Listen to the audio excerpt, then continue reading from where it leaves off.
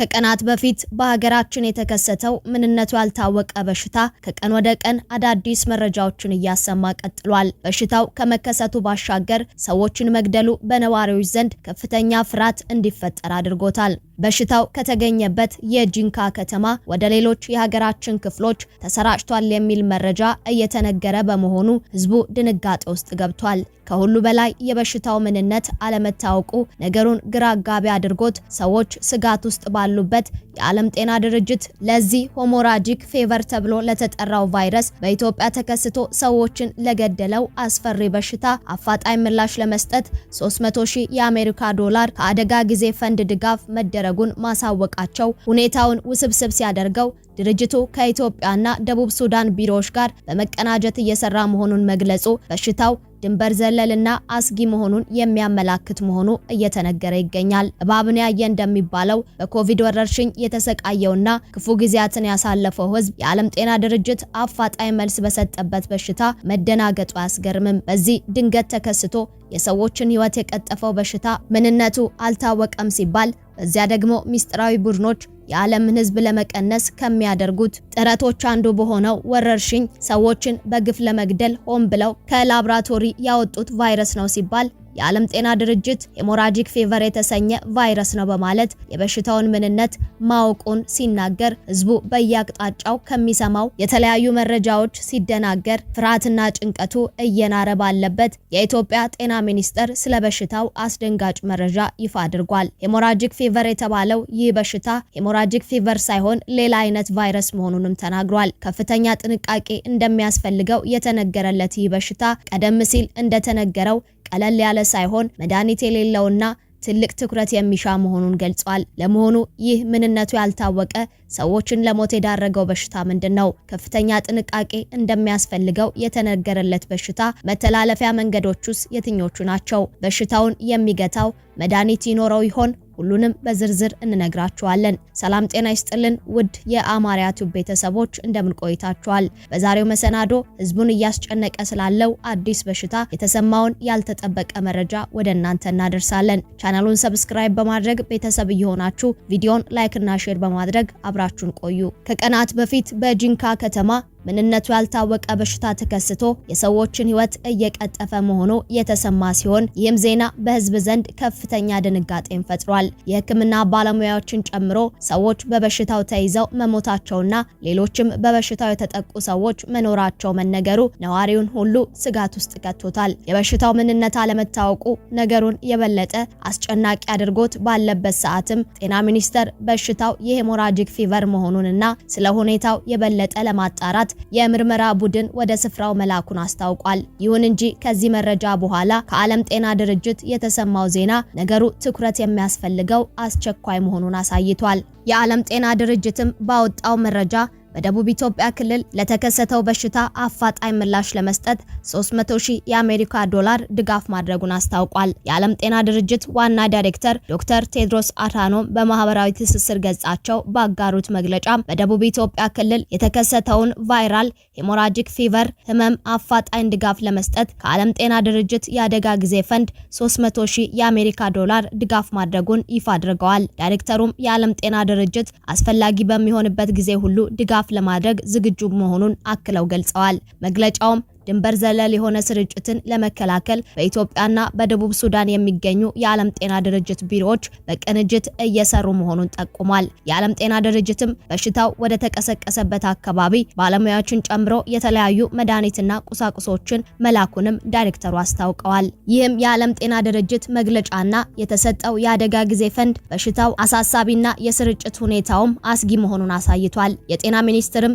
በሽታው የሄሞራጂክ ፌቨር መሆኑን በመግለጽ ስለመተላለፊያ መንገዶችና የመከላከያ ዘዴዎች መረጃ አጋርቶ የነበረ ሲሆን በትናንትናው ዕለት ግን ይህን የቀድሞውን የጤና ሚኒስቴር መረጃ ውድቅ ያደረገ ዜና ተሰምቷል። በሽታው የሄሞራጂክ ፌቨር ሳይሆን ሌላ በሽታ እንደሆነም ታውቋል። ህዝብ በተከሰተው አስፈሪ በሽታ ድንጋጤ ውስጥ እያለ ይህ መረጃ መሰማቱ ጉዳዩን የበለጠ አስፈሪ አድርጎታል። የጤና ሚኒስቴርም ስለ በሽታው ትክክለኛ ምንነት የደረሰበትን የዘረመል ምርመራ ውጤት ውጤት ይፋ በማድረግ መግለጫ አውጥቷል። የጤና ሚኒስቴር በደቡብ ኢትዮጵያ ክልል በጂንካ ከተማ የሄሞራጂክ ፊቨር በሽታ መከሰቱንና የበሽታው ምንነት በማረጋገጥ ላይ መሆኑን መግለጹ ይታወቃል። ሚኒስቴሩም ባወጣው መግለጫ የበሽታው መንስኤ ማርበርግ ቫይረስ መሆኑን ለመለየት መቻሉን አሳውቋል። የዘረመል ምርመራው የተከናወነው በኢትዮጵያ ህብረተሰብ ጤና ሳይንስ ብሔራዊ ሪፈረንስ ላቦራቶሪ እንደሆነ የገለጸው የጤና ሚኒስቴር በመግለጫው በዚህም የዘረመል ምርመራ በአሁኑ ሰዓት ኢትዮጵያ ውስጥ የተገኘው ቫይረስ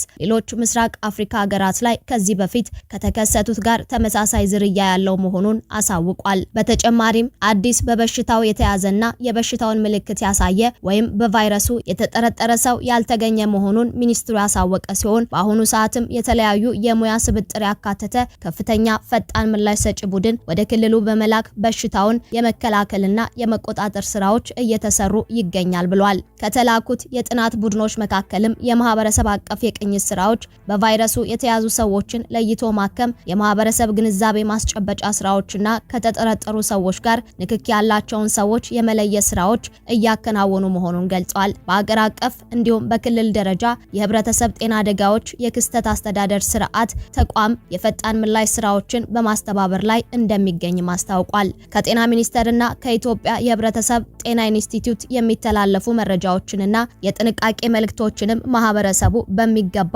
መከታተልና መተግበር እንዳለበት አስታውቋል። በሽታውም የሚያሳያቸው ምልክቶች በማለት የዘረዘረ ሲሆን በአፍ በአፍንጫና ሌሎች የሰውነት ክፍሎች የመድማት፣ ትኩሳት፣ ማስቀመጥና ማስመለስ ምልክት ሲኖር ወደ ሕክምና ተቋማት መሄድና በወቅቱ የላቦራቶሪ ምርመራ ማድረግ፣ ምልክት ከታየበት ማንኛውም ሰው ጋር ንክኪ በሚኖርበት ጊዜም ራስን የመከላከያ ዘዴዎችን መጠቀም አስፈላጊ መሆኑን አሳውቋል። ለመሆኑ የተከሰተው በሽታ ትክክለኛ ምንነቱ ምንድነው? መድኃኒትስ ይኖረው ይሆን የሚለውን ደግሞ እናያለን። በደቡብ ኢትዮጵያ ክልል የተከሰተውና ምንነቱን ለማረጋገጥ የዘረመል ምርመራ ሲካሄድበት የቆየው ሄሞራጂክ ፊቨር በሽታ መንስኤው ማርበርግ ቫይረስ መሆኑ መረጋገጡን የጤና ሚኒስቴርና የኢትዮጵያ ህብረተሰብ ጤና ኢንስቲትዩት በጋራ በሰጡት መግለጫ ማስታወቃቸው ይታወቃል። የማርበርግ ቫይረስ መንስኤም ማርበርግ ተብሎ በሚጠራው አርኤ ቫይረስ ምክንያት እንደሚከሰት ታውቋል። ይህም ቫይረስ በመጀመሪያ ከሌሊት ወፍ ወደ ሰው የተላለፈ ሲሆን በመቀጠልም በበሽታው ከተያዘ ሰው በህይወት ካለም አሊያም ከሞተ ሰው ጋር በሚኖር የደም ወይም ማንኛውም ፈሳሽ ንክኪ ከሰው ወደ ሰው እንደሚተላለፍ ታውቋል። በበሽታው የታመመ ሰው ፈሳሽ ያለበት ማንኛውም ነገር ለምሳሌ ልብሶችን፣ ፎጣዎችን ወዘተ መንካት በሽታውን እንደሚያስተላልፍ ተነግሯል። ማርበርግ ቫይረስ እንደ ኮሮና ቫይረስ በትንፋሽ የሚተላለፍ እንዳልሆነ የተነገረ ሲሆን በበሽታው የተያዘ ሰው ምልክቶችም ከ2 ቀን እስከ 21 ቀን ባለው ጊዜት ውስጥ እንደሚታይ ታውቋል። በዚህ ቫይረስ የተጠቃ ሰው የሚያሳያቸው ምልክቶችም ህመሙ ሲጀምር እንደ ሌሎች ትኩሳት አምጪ ተላላፊ ህመሞች ትኩሳት፣ ከባድ ራስ ምታት፣ ጡንቻ ህመም፣ ብርድ ማለት፣ ድካምና የጉሮሮ ህመም እንዲሁም ትውከትና የምግብ ፍላጎት መቀነስ የሚታይ ሲሆን በቀጣይ ህመሙ ቀስ በቀስ ከበድ ወደ ማለት ሲያድግ ደግሞ ማቅለሽለሽ፣ ማስቀመጥ፣ የሆድ ህመም፣ ደም መፍሰስ፣ ከአፍ ካፍንጫ ከተለያዩ ሰውነት ክፍሎች የደም መፍሰስ እንዲሁም የቆዳ ሽታ፣ ትንፋሽ ማጠር፣ ራስ ምታት፣ የሰውነት ክፍሎች ጋር ለምሳሌ ሳምባ፣ ኩላሊት፣ ጉበት ራሳቸውን ማዳከም ወይም ስራቸውን ማቆም፣ የደም ግፊት መውረድና ሌሎችም የሰውነት አካሎች ጉዳትና ሞትን ሊያስከትል እንደሚችል ተነግሯል። በዚህ ቫይረስ ላለመያዝ የመከላከያ መንገዶች የተጠቀሱ ሲሆን ከታመመ ሰው ጋር አሊያም በዚህ ህመም ከሞተ ሰው ጋር እንዲሁም ይህ ህመም ያለበት ሰው የተጠቀመበትን ማንኛውም ነገር አለመንካት፣ እጅን አዘውትሮ መታጠብ፣ ለጤና ባለሙያዎች ህክምና ሲሰጡ እንደ ኮቪድ ከላይ እስከታች የሚለበስ የመከላከያ ልብስ ማድረግ፣ በበሽታው ህይወቱ ካለፈ ሰው ቀብር ላይ ጥንቃቄ በማድረግ ይህን ቫይረስ መከላከል እንደሚቻልም ተነግሯል። በዚህ ቫይረስ መያዛችንን እንዴት እናረጋግጣለን ለሚለውም ከላይ የተጠቀሱት ምልክቶች ከተከሰቱ ወደ ጤና ተቋም በመሄድ የህመሙን ትክክለኛ መንስኤ በደም ወይም ሰውነት ፈሳሽ ናሙና ምርመራ በማድረግ እንደሚታወቅ ተገልጿል። በበሽታው መያዛችን ከተረጋገጠ በኋላም ምን አይነት ህክምና ማግኘት ይቻላል?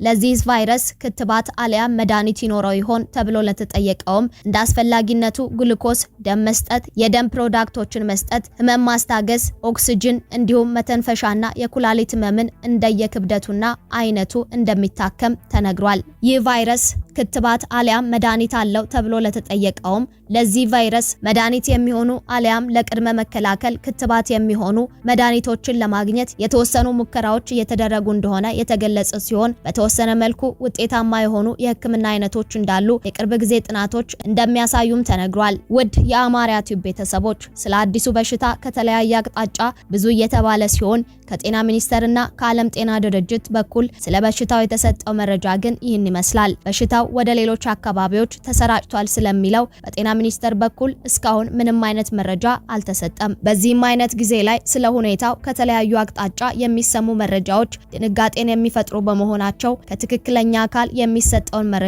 በመከታተል መጠንቀቅ እንደሚያስፈልግ እየገለጽን የዛሬውን መሰናዶ አበቃን። አብራችሁን ስለቆያችሁ ከልብ እናመሰግናለን። ዳግም በሌሎች ወቅታዊ መሰናዶች እስክንገናኝ በያላችሁበት ሰላም